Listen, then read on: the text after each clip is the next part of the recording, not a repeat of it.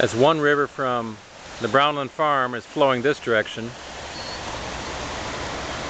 You swing over here and you see the two rivers are flowing in opposite directions, fighting each other right there. Then over there the Harpeth is coming this direction into our pool. And right here it's flowing down to the cross.